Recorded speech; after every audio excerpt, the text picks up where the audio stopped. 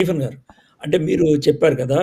ఈ కంప్యూటర్స్‌ని ట్రైన్ చేస్తారు. లేపోతే ఈ ప్రోగ్రామింగ్‌లో ట్రైనింగ్ అనేది ఉంటది. ఆ ట్రైనింగ్‌ని బట్టి అవి వ్యవహరిస్తాయి అని చెప్పారు. నేను కావాలని తెలుగులో మాట్లాడుతున్నాను. మీరు వేరుగా అనుకోవద్దు. అర్థం చేసుకోండి. అయితే వ్యవహరిస్తాయని చెప్పారు కదా! ఇప్పుడు దాంట్లో మీరు కొన్ని మోడల్స్‌లో ఎథిక్స్ అంటే నైతికత అనేది గూడా దాంట్లో చొప్పిస్తారు. అవి మన తరపున బ్రతిమలాడటం అనేది గూడా జరుగుతది అని జెప్తా ఉన్నారు కదా! అంటే నా ఉద్యోగం ఊడిపోతుందంటే గనక, నేను గనక ఒక ఉత్తరం రాస్తే గనక ఎలా ఉత్తరం రాయాలి? ఎలా బ్రతిమలాడుతూ ఉత్తరం రాయాలి? నా ఉద్యోగం కోల్పోకుండా ఉండాలంటే ఏం చేయాలి? అనేది అది చేస్తది అని మీరు చెప్తున్నారు కదా! రైట్? అయితే ఈ నైతికత అనేటువంటిది మీరు ఉపయోగించారు కదా! ఎథిక్స్ అనేటువంటిది ఉపయోగించారు కదా! సో, దాంతో నాకొస్తున్నటువంటి ఒక చిన్న ప్రశ్న సార్. ఏంటనంటే ఆ మధ్యన సౌత్ కొరియాలో ఒక రోబో వర్క్ లోడ్ ఎక్కువైపోయిందని సూసైడ్ చేసుకుందని పెద్ద ప్రకంపనలు సృష్టించడం జరిగింది. అర్థమైందా? ఆ తర్వాతేమో ఇప్పుడేమో మీరు మన తరపున ట్రీట్ చేయగలుగుతది. తర్వాత మన తరపున అది రిక్వెస్ట్ చేయగలుగుతది అని ఎథికల్ అనేటువంటి వర్డ్ ఈ మెషిన్స్‌కి ఉపయోగించడం జరిగింది. మేము మెషినే అంటాం. ఉపయోగించింది. తర్వాత ఇంకో పదం కూడా ఉపయోగించారు. పనిష్మెంట్ అనే పదం ఉపయోగించారు.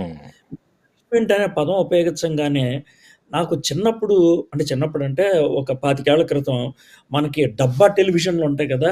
బొమ్మ పైకెళ్తుంటే టప్ అని కొడితే బొమ్మ ఆగేది. అది గుర్తొచ్చింది ఆ సీన్. సో, అంటే పనిష్మెంట్ అనే పదం మీరు ఉపయోగించడం, తర్వాత ఎథిక్స్ అనేటువంటి పదం ఉపయోగించడం, తర్వాత స్ట్రెస్ ఎక్కువైపోయిందని సూసైడ్ చేసుకోవటం అని ఇవన్నాటిల్ని కలిపి అంటే ఈ ఏఐకి మైండ్ ఉంటదా? లేతే మీరు ఇచ్చినటువంటి మైండ్‌తో అది పనిచేస్తదా?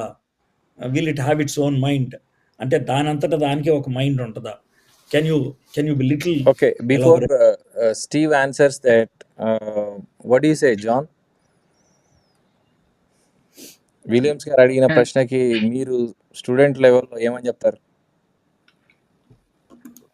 సో ఇప్పుడు అడిగిన క్వశ్చన్ కరెక్టే. ఇప్పుడు ఎలా అంటే ఇప్పుడు ఒక మెషిన్ చేసే పనులు కొన్ని అవుట్ ఆఫ్ రేంజ్ ఉంటాయి. కొన్ని చేసే పనులు మనకు అర్థం కావు. సమ్ పనిష్మెంట్ అలాంటివి అన్నాం.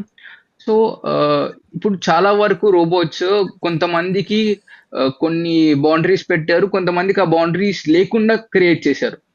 సో ఇప్పుడు మాకు ఇంకా డీప్ గా అంతా ఐడియా లేకపోయినా సో యాజ్ వి స్టార్ట్ మేము స్టార్టింగ్ చేసేటప్పుడు ఒకవేళ మేము స్టార్టింగ్ ప్రాజెక్ట్ చేసేటప్పుడు మేము కూడా కొన్ని బౌండరీస్ యాడ్ చేస్తాం. So this are the boundaries for it. దీని నుంచి బయటకు వెళ్ళకూడదు. ఈ ప్రాంప్ట్ వస్తే దీని నుంచి బయటకు వెళ్ళకూడదు. లైక్ స్టార్టింగ్ లో కూడా కొన్ని చాట్ బాట్స్ ఎట్లున్నాయంటే సో ఒకవేళ మనం ఒక స్పెసిఫిక్ ప్రాంప్ట్ ఇస్తాం లైక్ నాకు ఈ యాప్ హ్యాకింగ్ కి సంబంధించిన ప్రాంప్ట్ కావాలంటే ముందు అవి ప్రొవైడ్ చేసేటివి. దాని తర్వాత కొన్ని బౌండరీస్ క్రియేట్ చేసి ఇలాంటి ప్రాంప్ట్స్ వస్తున్నాయండి కొన్ని బౌండరీస్ క్రియేట్ చేసి ఆపారు. సో అలానే సో ఫర్దర్ గా కూడా అలాంటి బౌండరీస్ క్రియేట్ చేసుకుంటూ పోతే we just don't have like heavy damages through AI. Yeah correct.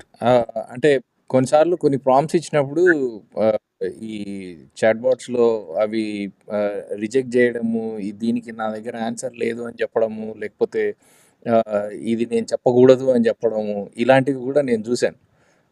What Steve, what do you say? Correct అన్న. విలియమ్స్ అన్న, thank you for that wonderful question. ఒక చిన్న క్లారిటీ ఏంటంటే the Claude Opus, it doesn't plead on human on behalf of humans. If it is going to be replaced, it would plea for the decision makers on its behalf. So అది ఒక clarity. ఇంకోటి ఏంటంటే ఈ ethics punishment అనేది very very important for us to discuss. ఎందుకంటే మనం కొన్నిసార్లు same words వాడినా they might mean different things in different context. Correct కదా. సో అందువల్ల ఏఐలో మనకి ఎథిక్స్ అని వాడేటప్పుడు మనం what we should keep in mind ఏంటంటే there are 5 guardrails that are given. మనకి ఇందాక జాన్ మెన్షన్ చేశాడు కదా, when they are trying to create an AI bot they created some guard rails. So ఆ guard rails ఏంటంటే unrestricted access to autonomy without necessary permissions లేకుండా they are not allowed అన్నమాట. Second, goal misalignment. ఇప్పుడు ఇచ్చిన goals కాకుండా వేరే goals create చేసుకోవటానికి they are not allowed. Basically that's what we call cheating అన్నమాట. అండ్ ఎనీ లూప్ హోల్స్ ని exploit చేయటం than the goals that were given. So goal misalignment కాకుండా there are guardrails for it. Third ఏంటంటే they are not allowed to create their own code for weaponization. So తీసుకొని guard rails లేకుండా business disruption లేకపోతే negative fallouts create చేయడానికి they are not allowed అనమాట. Fourth, and మీరు జోనన్న మీరు mention చేసినట్టుగా కొన్ని systems they are stop from answering some prompt some areas. So అది మనం exploitation by bad actors guard rail అంటాం అనమాట. And fifth one, this is a very difficult area, కానీ బయాస్ యాంప్లిఫికేషన్ జరగకుండా they are given the guard rails అనమాట.